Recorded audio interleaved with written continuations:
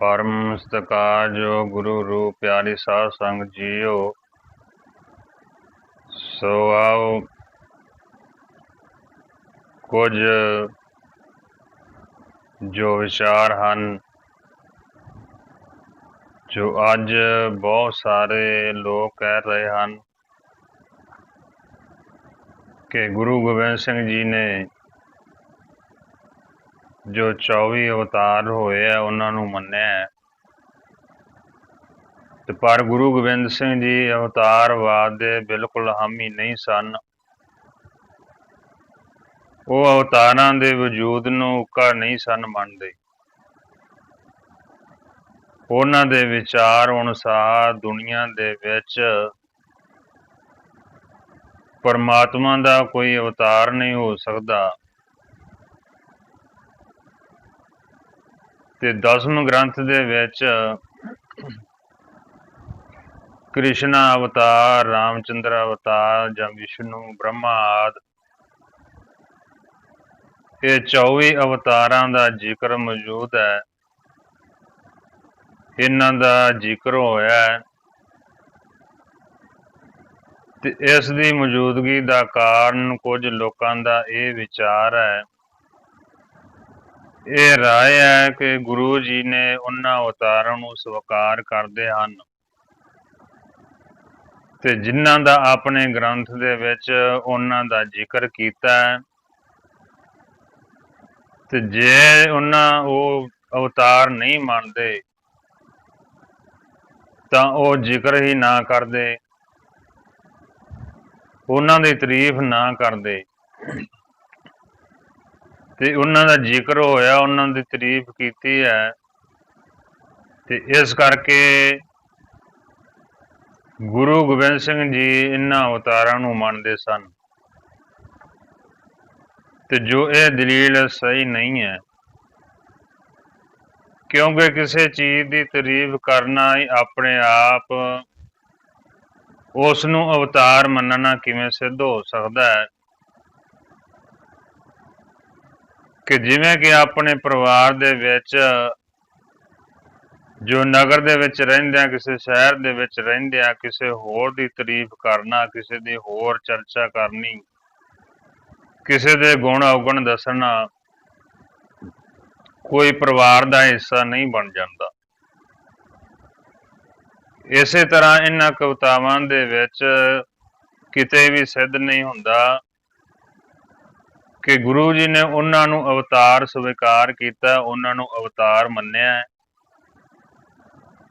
ਤੇ ਗੁਰੂ ਜੀ ਨੇ ਇੱਕ ਇਤਿਹਾਸਕਾਰ ਦੇ ਨਾਂ ਤੇ ਉਹਨਾਂ ਅਵਤਾਰਾਂ ਦੀ ਪ੍ਰਚਲਿਤ ਕਥਾ ਨੂੰ ਜੋ ਦੇਸ਼ ਭਾਸ਼ਾ ਦੇ ਵਿੱਚ ਅੰਕਿਤ ਕੀਤਾ ਹੈ ਕਿ ਉਹਨਾਂ ਸਮਿਆਂ ਦੇ ਵਿੱਚ ਸੰਸਕ੍ਰਿਤ ਜ਼ਿਆਦਾ ਹੁੰਦੀ ਸੀ ਤੇ ਜੋ ਸੰਸਕ੍ਰਿਤ ਭਾਸ਼ਾ ਦੇ ਲਿਖਣ ਦੇ ਵਿੱਚ ਕਿਸੇ ਨੂੰ ਹੋਰ ਸਮਝ ਨਹੀਂ ਆਉਂਦੀ ਸੀ ਇਹਨਾਂ ਬਾਰੇ ਤੇ ਇਸ ਲਈ ਗੁਰੂ ਗੋਬਿੰਦ ਸਿੰਘ ਜੀ ਨੇ ਗੁਰਮੁਖੀ ਦੇ ਵਿੱਚ ਇਹ ਉਲੱਥਾ ਕੀਤਾ ਹੈ ਤੇ ਉਹਨਾਂ ਦਾ ਜ਼ਿਕਰ ਕੀਤਾ ਕਿ ਉਹ ਜੋ ਅਵਤਾਰ ਆਏ ਹੈ, ਜੋ ਲੋਕ ਉਹਨਾਂ ਨੂੰ ਅਵਤਾਰ ਮੰਨਦੇ ਹਨ, ਕ੍ਰਿਸ਼ਨ ਹੈ, ਰਾਮਚੰਦਰ ਹੈ, ਬ੍ਰਹਮਾ ਸ਼ਿਵ ਜੀ, ਤੇ ਇਹਨਾਂ ਨੇ ਕੀ ਕੀਤਾ ਹੈ। ਇਸ ਲਈ ਉਹਨਾਂ ਦੇ ਕੀਤੇ ਹੋਇਆਂ ਤੇ ਚਾਨਣਾ ਪਾਇਆ, ਉਹਨਾਂ ਦੀ ਵੀਰਤਾ ਤੇ ਬਹਾਦਰੀ ਦੇ ਪ੍ਰਸੰਗਾਂ ਨੂੰ ਬੜੀ ਜੋਸ਼ੀਲੀ ਭਾਸ਼ਾ ਦੇ ਵਿੱਚ ਆਪਣੇ ਸਿੰਘਾਂ ਅੰਦਰ ਵੀਰਤਾ ਉਜਾਗਰ ਕਰਨ ਲਈ ਇਹ ਅੰਕਿਤ ਕੀਤਾ ਹੈ ਤੇ ਇਸ ਤੋਂ ਇਹ ਸਿੱਟਾ ਕਿਵੇਂ ਨਿਕਲ ਸਕਦਾ ਕਿ ਗੁਰੂ ਜੀ ਉਹਨਾਂ ਨੂੰ ਅਵਤਾਰ ਮੰਨਣ ਲੱਗ ਪਏ ਤੇ ਕ੍ਰਿਸ਼ਨ ਤੇ ਰਾਮਚੰਦਰ ਆਦਿ ਨੂੰ ਗੁਰੂ ਜੀ ਨੇ ਅਵਤਾਰ ਮੰਨਿਆ। ਇਹਨਾਂ ਦਲੀਲਾਂ ਦੇ ਅੰਦਾਜ਼ਿਆਂ ਤੇ ਬਹਿਸ ਵਿੱਚ ਜਾਣ ਦਾ ਕੋਈ ਫਾਇਦਾ ਨਹੀਂ, ਕਿਉਂਕਿ ਗੁਰੂ ਜੀ ਕਿਸੇ ਨੂੰ ਅਵਤਾਰ ਨਹੀਂ ਸਨ ਮੰਨਦੇ, ਇੱਕ ਅਕਾਲ ਪੁਰਖ ਨੂੰ ਮੰਨਦੇ ਸਨ, ਉਸ ਪਰਮਾਤਮਾ ਨੂੰ ਮੰਨਦੇ ਸਨ ਤੇ ਗੁਰੂ ਗੋਬਿੰਦ ਸਿੰਘ ਜੀ ਦੇ ਨਾਲ ਜੋ ਕਿ ਆਪਾਂ ਵੇਖ ਗਏ ਤਾਂ ਉਹਨਾਂ ਜਿਹਾ ਬਹਾਦਰ ਕੋਈ ਨਹੀਂ ਹੋਇਆ। ਗੁਰੂ ਗੋਬਿੰਦ ਸਿੰਘ ਜੀ ਜੋ ਲਿਖਾਰੀ ਹੋਏ ਬੜੇ ਤਕੜੇ ਲਿਖਾਰੀ ਵੀ ਹੋਇਆ, ਉਹਨਾਂ ਵਰਗਾ ਕੋਈ ਲਿਖਾਰੀ ਨਹੀਂ ਹੋਇਆ ਉਹਨਾਂ ਵਰਗਾ ਕੋਈ ਕਵੀ ਨਹੀਂ ਹੋਇਆ, ਉਹਨਾਂ ਵਰਗਾ ਕੋਈ ਯੋਧਾ ਸੂਰਮਾ ਨਹੀਂ ਹੋਇਆ, ਤੇ ਉਹਨਾਂ ਵਰਗਾ ਕੋਈ ਦਾਨੀ ਸੱਜਣ ਨਹੀਂ ਹੋਇਆ। ਤੇ ਇਸੇ ਤਰ੍ਹਾਂ ਗੁਰੂ ਗੋਬਿੰਦ ਸਿੰਘ ਜੀ ਅਕਾਲ ਉਸਤਤ ਦੇ ਵਿੱਚ ਵੀ ਲਿਖਦੇ ਹੈ ਤੇ ਜਾਪ ਸਾਹਿਬ ਦੇ ਵਿੱਚ ਲਿਖਦੇ ਹੈ ਕਿ ਜੋ ਜ਼ਿਕਰ ਕੀਤਾ ਹੈ ਜਾਪ ਸਾਹਿਬ ਦੇ ਵਿੱਚ ਨਮਸਤਵੰ ਅਕਾਲੇ, ਭਾਵ ਕਿ ਨਮਸਕਾਰ ਹੈ ਉਸ ਨੂੰ ਜਿਸ ਤੇ ਅਕਾਲੇ ਭਾਵ ਜਿਹੜਾ ਕਾਲ ਤੋਂ ਰਹਿਤ ਹੈ, ਜਿਨ੍ਹਾਂ ਦਾ ਕੋਈ ਕਾਲ ਦਾ ਅਸਰ ਨਹੀਂ ਹੁੰਦਾ, ਜਿਨ੍ਹਾਂ ਤੇ ਉਹਨੂੰ ਮੇਰੀ ਨਮਸਕਾਰ ਹੈ। ਨਮਸਤਵੰ ਅਜਨਮੇ, ਤੇ ਉਸ ਨੂੰ ਨਮਸਕਾਰ ਹੈ ਜੋ ਜਨਮ ਤੋਂ ਰਹਿਤ ਆ, ਜੋ ਜਨਮ ਨਹੀਂ ਲੈਂਦਾ। ਤੇ ਇੱਕ ਹੋਰ ਥਾਂ ਵੀ ਕਿਹਾ ਅਜਨਮ ਹੈ, ਤੇ ਜਾਪ ਸਾਹਿਬ ਦੀ ਬਾਣੀ ਦੇ ਵਿੱਚ ਆਉਂਦਾ ਹੈ ਕਿ ਉਹ ਪ੍ਰਮਾਤਮਾ ਜੋ ਸਰੀਰ ਤੋਂ ਰਹਿਤ ਹੈ, ਜਨਮ ਤੋਂ ਰਹਿਤ ਹੈ, ਉਸ ਦਾ ਵਰਣਨ ਨਹੀਂ ਹੈ।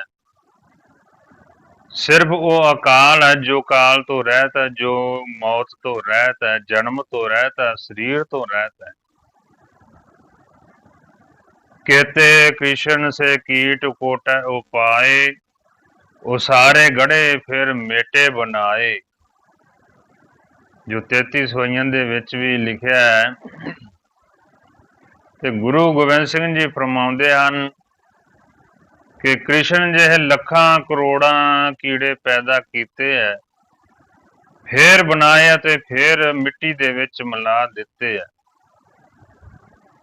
ਭਾਵ ਕਿ ਪਤਾ ਨਹੀਂ ਕਿੰਨੇ ਕੁ ਕਰੋੜਾਂ ਜੋ ਕ੍ਰਿਸ਼ਨ ਦੇ ਅਵਤਾਰ ਹੋਏ ਹੈ, ਰਾਮਚੰਦਰ ਦੇ ਅਵਤਾਰ ਹੋਏ ਆ, ਪਰ ਗੁਰੂ ਗੋਬਿੰਦ ਸਿੰਘ ਜੀ ਇਹਨਾਂ ਨੂੰ ਅਵਤਾਰ ਨਹੀਂ ਮੰਨਦੇ।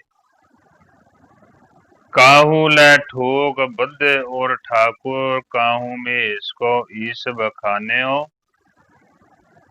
ਤੇ ਕਹਿੰਦੇ ਵੀ ਲੋਕ ਹੈ ਜੋ ਸੰਗਤ ਹੈ, ਕਹਿੰਦੇ ਕਿਸੇ ਨੇ ਪੱਥਰ ਦਾ ਠਾਕੁਰ ਗਲ ਦੇ ਵਿੱਚ ਬੰਨ ਲਿਆ, ਉਹਨੂੰ ਆਪਣਾ ਭਗਵਾਨ ਮੰਨਿਆ, ਆਪਣਾ ਈਸ਼ਵਰ ਮੰਨਿਆ, ਤੇ ਕਿਸੇ ਨੇ ਕਹਿੰਦੇ ਸ਼ਿਵ ਜੀ ਨੂੰ ਈਸ਼ਵਰ ਆਖ ਦਿੱਤਾ ਤੇ ਉਹ ਸ਼ਿਵ ਜੀ ਦੀ ਪੂਜਾ ਕਰਦਾ, ਕੋਈ ਪੱਥਰ ਦੀ ਪੂਜਾ ਕਰਦਾ ਹੈ। ਕਾਹੂ ਕਹਿਓ ਹਰ ਮੰਦਰ ਮੈਂ ਹਰ, ਕਾਹੂ ਮਸੀਤ ਕੇ ਬੀਚ ਪਰਮਾਨਿਓ। ਕਿ ਕਹਿੰਦੇ ਕੋਈ ਪਰਮੇਸ਼ਰ ਨੂੰ ਮੰਦਰ ਦੇ ਵਿੱਚ ਦੱਸਦਾ ਹੈ ਕਿ ਉਹ ਪਰਮਾਤਮਾ ਮੰਦਰ ਦੇ ਵਿੱਚ ਰਹਿੰਦਾ ਹੈ, ਤੇ ਕੋਈ ਉਸ ਨੂੰ ਮਸਜਿਦ ਦੇ ਵਿੱਚ ਮੰਨਦਾ ਹੈ। ਤੇ ਜੇ ਉਹ ਪਰਮਾਤਮਾ ਸਭ ਥਾਂ ਹੈ ਤੇ ਫਿਰ ਮੰਦਰ ਦੇ ਵਿੱਚ ਕਿਵੇਂ ਰਹਿ ਸਕਦਾ, ਉਹ ਮਸਜਿਦ ਦੇ ਵਿੱਚ ਕਿਵੇਂ ਰਹਿ ਸਕਦਾ। ਜੋ ਸਰੀਰ ਕਰਕੇ ਕੋਈ ਪਰਮਾਤਮਾ ਨੂੰ ਮੰਨਦੇ ਹੈ, ਕੋਈ ਭਗਵਾਨ ਨੂੰ ਮੰਨਦੇ ਆ, ਉਹ ਇੱਕ ਥਾਂ ਤੇ ਹੋ ਸਕਦਾ ਹੈ, ਪਰ ਉਸ ਪਰਮਾਤਮਾ ਦਾ ਕੋਈ ਸਰੀਰ ਨਹੀਂ, ਕੋਈ ਵਜੂਦ ਨਹੀਂ। ਪਰਮਾਤਮਾ ਜੋ ਸਰੀਰ ਤੋਂ ਰਹਿਤ ਹੈ, ਜਨਮ ਮਰਨ ਤੋਂ ਮੁਕਤ ਹੈ, ਉਹ ਹਰ ਥਾਂ ਤੇ ਰਮਿਆ ਹੋਇਆ ਰਾਮ ਹੈ।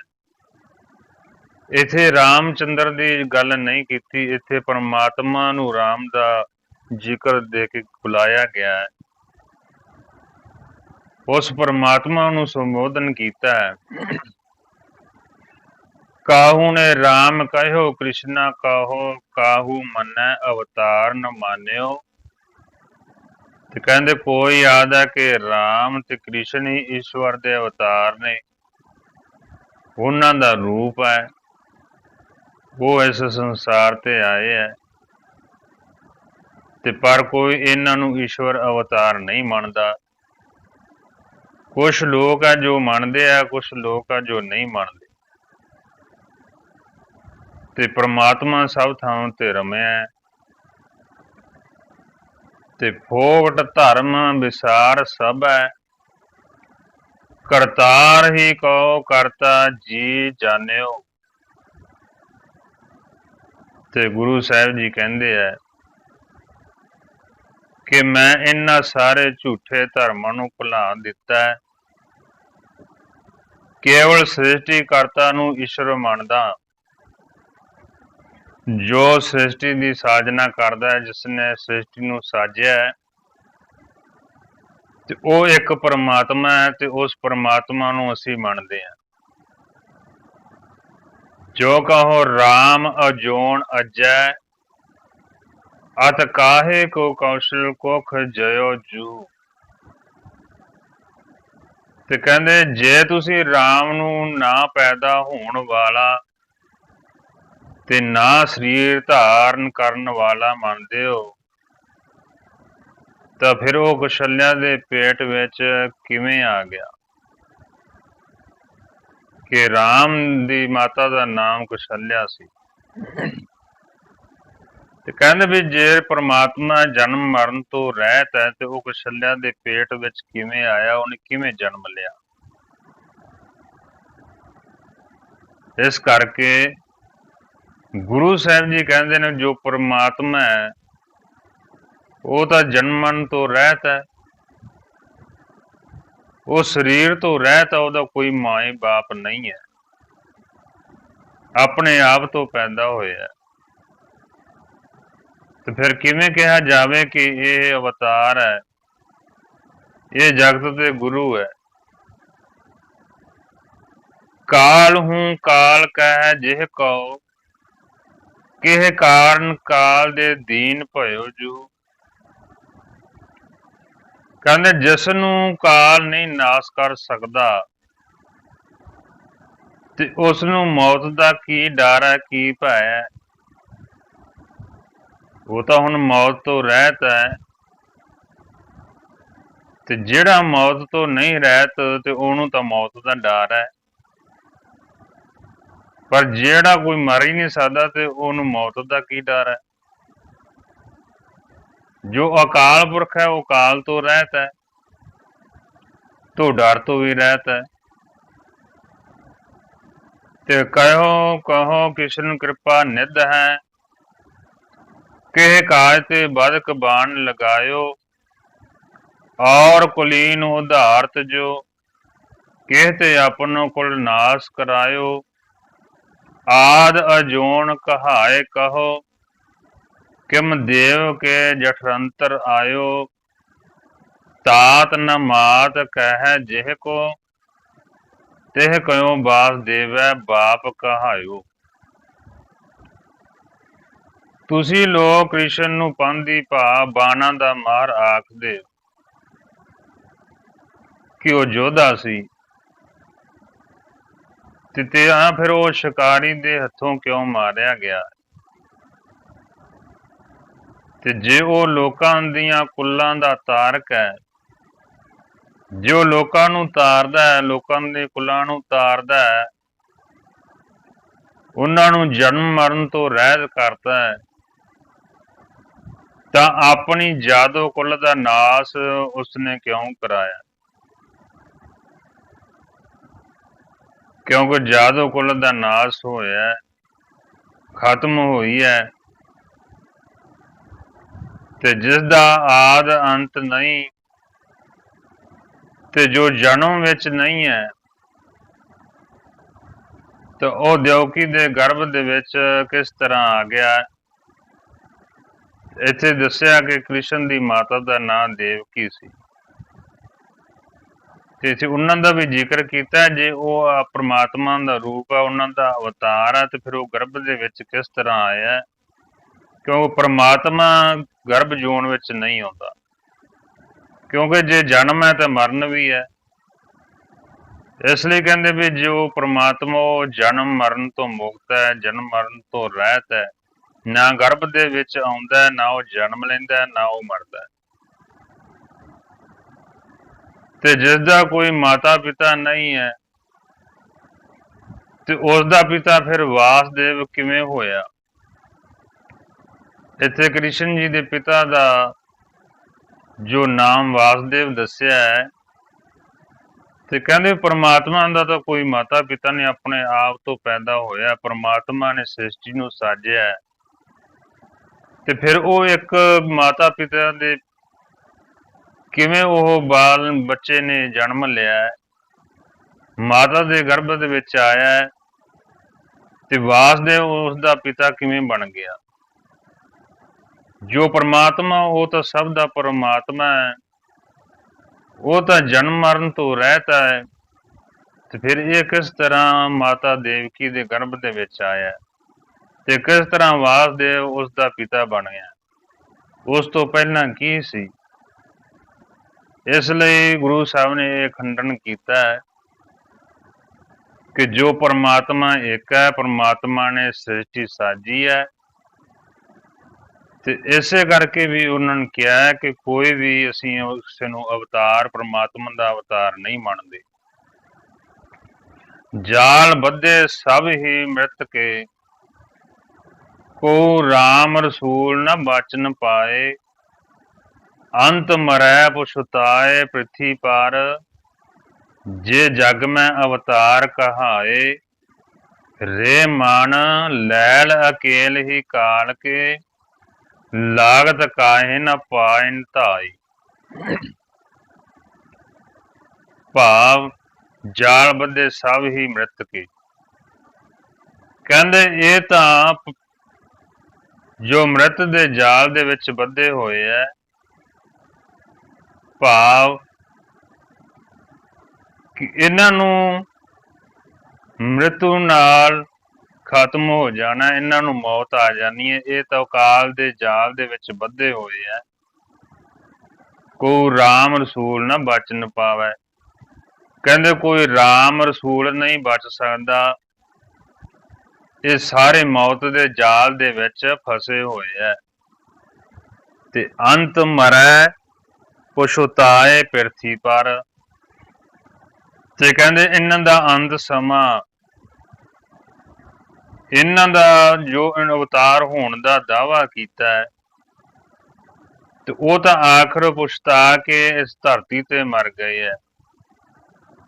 ਜੇ ਜਗ ਮੈਂ ਅਵਤਾਰ ਕਹਾਏ, ਜੋ ਇਸ ਜਗ ਤੇ ਅਵਤਾਰ ਕਹਾਉਂਦੇ ਸੀ, ਅੰਤ ਸਮੇਂ ਉਹ ਪਿਰਥੀ ਤੇ ਧਰਤੀ ਤੇ ਪੁਛਤਾ ਕੇ ਮਰ ਗਏ ਹੈ। ਹੇ ਮਨ ਰੇ ਮਨ ਲੈਲ ਅਕੇਲ ਹੀ ਕਾਲ ਕੇ, ਲਾਗਤ ਕਾਹੇ ਨ ਪਾਇਨ ਧਾਵੈ। ਹੇ ਮਨ ਤੂੰ ਇਕੱਲਾ ਹੀ ਅਕਾਲ ਪੁਰਖ ਦੇ ਚਰਨ ਸਰਨ ਕਿਉਂ ਨਹੀਂ ਜਾਂਦਾ, ਜੋ ਆਪ ਜਨਮ ਮਰਨ ਤੋਂ ਰਹਿਤ ਹੈ, ਤੂੰ ਉਸਦੇ ਚਰਨਾਂ ਦੇ ਨਾਲ ਜੁੜ ਜਾ ਤੇ ਤੂੰ ਵੀ ਜਨਮ ਮਰਨ ਤੋਂ ਰਹਿਤ ਹੋ ਜਾਵੇਂਗਾ। ਇਹ ਮਨ ਇਕੱਲਾ ਹੀ ਅਕਾਲ ਪੁਰਖ ਦੇ ਨਾਲ ਜੁੜ ਜਾਵੇ ਤੇ ਇਹ ਮਨ ਦੇ ਨਾਲ ਜੁੜਨ ਕਰਕੇ ਜਨਮ ਮਰਨ ਤੋਂ ਮੁਕਤ ਹੋ ਜਾਵੇਗਾ। ਉਹ ਜੋ ਦੁਨੀਆ ਦੇ ਅਵਤਾਰ ਅਖਵਾਉਣ ਵਾਲੇ ਆ, ਉਹ ਤਾਂ ਇਸ ਧਰਤੀ ਤੇ ਆਪ ਛਤਾਉਂਦੇ ਰਹੇ ਹੈ, ਤੇ ਉਹ ਮੌਤ ਦੇ ਜੋ ਕਾਲ ਦੇ ਵਸ ਹੋ ਕੇ ਇੱਥੋਂ ਚਲੇ ਗਏ ਆ। ਤੇ ਗੁਰੂ ਸਾਹਿਬ ਜੀ ਨੇ ਕ੍ਰਿਸ਼ਨਾ ਅਵਤਾਰ ਦੇ ਵਿੱਚ ਵੀ ਲਿਖਿਆ, ਜੋ ਆਪਣੇ ਅਸੀਂ ਰਹਿਰਾਸ ਸਾਹਿਬ ਦੇ ਵਿੱਚ ਵੀ ਪੜ੍ਹਦੇ ਹਾਂ, ਜੋ ਦਸਮ ਗ੍ਰੰਥ ਦੇ ਵਿੱਚ ਗੁਰਬਾਣੀ ਦੇ ਵਿੱਚ ਗੁਰੂ ਗੋਬਿੰਦ ਸਿੰਘ ਜੀ ਨੇ ਫਰਮਾਇਆ ਹੈ, ਮੈਂ ਨਾ ਗਨੇਸ਼ਾ ਪ੍ਰਥਮ ਮਨਾਉ, ਕਿਸ਼ਨ ਬਿਸ਼ਨ ਕਹੂ ਨੈ ਧਿਆਉ, ਕਾਣ ਸੁਣੇ ਪਹਿਚਾਨ ਨ ਤਿੰਨ ਸੋ, ਲਿਵ ਲਾਗੀ ਮੋਰੀ ਪਗ ਇਨਸੋ, ਮਹਾਕਾਲ ਰਖਵਾਰ ਹਮਾਰੋ, ਮਹਾ ਲੋ ਮੈਂ ਕਿੰਕਰ ਥਾਰੋ। ਹੁਣ ਮੈਂ ਨਾ ਗਨੇਸ਼ਾ ਮਨਾਉ, ਕਹਿਣ ਦਾ ਭਾਵ ਕਿ ਗਣੇਸ਼, ਕ੍ਰਿਸ਼ਨ ਤੇ ਵਿਸ਼ਨੂੰ ਪਹਿਲੇ ਕਦੇ ਨਹੀਂ ਮੰਨਦਾ ਵੀ ਇਹ ਅਵਤਾਰ ਹੋਏ ਹੈ, ਤੇ ਨਾ ਹੀ ਮੈਂ ਉਹਨਾਂ ਦੀ ਪੂਜਾ ਕਰਦਾ ਹੈ, ਤੇ ਮੇਰੀ ਤਾਂ ਲਿਵ ਕੇਵਲ ਇੱਕ ਪਰਮਾਤਮਾ ਦੇ ਨਾਲ ਲੱਗੀ ਹੈ, ਉਹਦੇ ਨਾਲ ਜੁੜੀ ਹੋਈ ਹੈ। ਮਹਾਕਾਲ ਜੋ ਕਾਲ ਤੋਂ ਰਹਿਤ ਹੈ, ਕਾਲ ਤੋਂ ਉੱਪਰ ਉੱਠ ਕੇ ਮਹਾਕਾਲ ਹੈ, ਉਹ ਮਹਾਕਾਲ, ਉਹ ਪਰਮਾਤਮਾ ਹੀ ਮੇਰੀ ਰੱਖਿਆ ਕਰਦਾ ਹੈ, ਤੇ ਉਹ ਸਾਰੇ ਕਸ਼ਟਾਂ ਤੋਂ ਬਚਾਉਂਦਾ ਹੈ, ਤੇ ਜੋ ਮੇਰੀ ਸਹਾਇਤਾ ਕਰਦਾ ਉਹ ਮਹਾਕਾਲ, ਉਸ ਦੀ ਮੈਂ ਆਰਾਧਨਾ ਕਰਦਾ, ਮੈਂ ਉਸ ਨੂੰ ਹੀ ਮੰਨਦਾ। ਤੇ ਹੁਣ ਕਹਿੰਦੇ ਨੇ ਕ੍ਰਿਸ਼ਨ ਨੇ ਰਾਕਸ਼ਾਂ ਨੂੰ ਨਸ਼ਟ ਕੀਤਾ ਹੈ, ਤੇ ਅਨੇਕਾਂ ਚੰਗੇ ਕੰਮ ਕੀਤੇ ਹੈ। ਆਪਣੇ ਆਪ ਨੂੰ ਬ੍ਰਹਮ ਵੀ ਕਰ ਵਿਖਾਇਆ ਹੈ, ਤੇ ਪਰ ਫਿਰ ਵੀ ਉਹ ਪਰਮਾਤਮਾ ਨਹੀਂ ਹੋ ਸਕਦਾ, ਕਿਉਂਕਿ ਜੋ ਆਪ ਕਾਲ ਦੇ ਵਸ ਵਿੱਚ ਸੀ ਤੇ ਉਹ ਕਾਲ ਦੇ ਮੌਤ ਦੇ ਮੂੰਹ ਵਿੱਚ ਪਿਆ ਹੈ, ਤੇ ਉਹ ਦੂਜਿਆਂ ਨੂੰ ਕਿਵੇਂ ਮੌਤ ਕੋਲੋਂ ਬਚਾ ਸਕਦਾ ਹੈ? ਜੋ ਖੁਦ ਡੁੱਬਦਾ ਦੂਜਿਆਂ ਨੂੰ ਕਿਵੇਂ ਤਾਰ ਸਕਦਾ ਹੈ? ਤੇ ਇਸ ਲਈ ਕਹਿੰਦੇ ਨੇ ਕੇਵਲ ਇੱਕ ਪਰਮਾਤਮਾ ਹੀ ਸਰਬ ਸ਼ਕਤੀਮਾਨ ਹੈ, ਤੇ ਉਹ ਹੀ ਜਨਮ ਦਿੰਦਾ ਹੈ ਤੇ ਉਹ ਹੀ ਵਿਨਾਸ਼ ਕਰਦਾ ਹੈ, ਕਿਉਂਕਿ ਉਹ ਪਰਮਾਤਮਾ ਦੀ ਖੇਡ ਹੈ। ਮੈਂ ਹੂੰ ਪਰਮ ਪੁਰਖ ਕੋ ਦਾਸਾ, ਦੇਖਣ ਆਇਓ ਜਗਤ ਤਮਾਸ਼ਾ। ਗੁਰੂ ਸਾਹਿਬ ਜੀ ਆਪਣੇ ਆਪ ਨੂੰ ਵੀ ਇੱਕ ਦਾਸ ਕਹਿੰਦੇ ਹਨ, ਵੀ ਪਰਮਾਤਮਾ ਦਾ ਮੈਂ ਤਾਂ ਦਾਸ ਹਾਂ। ਤੇ ਸਰਬ ਕਲਾ ਸਮਰੱਥ ਹੋਣ ਦੇ ਬਾਵਜੂਦ ਵੀ ਆਪਣੇ ਆਪ ਨੂੰ ਨਿਮਾਣਾ ਦੱਸਿਆ ਹੈ।